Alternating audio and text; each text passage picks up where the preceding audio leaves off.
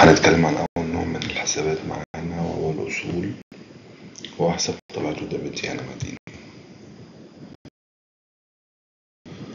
الأصول أو الأسيتس هي ممتلكات الشركة زي ما قلنا، سواء الممتلكات دي كانت ثابتة زي أراضي أو أجهزة كمبيوتر أو مكن أو حتى مكاتب، دي كلها تعتبر أصول ثابتة زي ما واضح قدامنا هنا كده، لاند كمبيوتر وفرنتشر.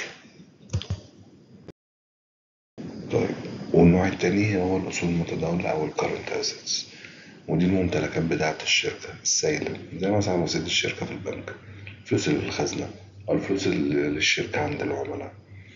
وده باختصار كده الأصول. ده كان فيديو النهاردة، أشوفكم في فيديو جديد. اعمل لايك للفيديو وسبسكرايب لو انت مش شفنا على يوتيوب. السلام عليكم ورحمة الله وبركاته.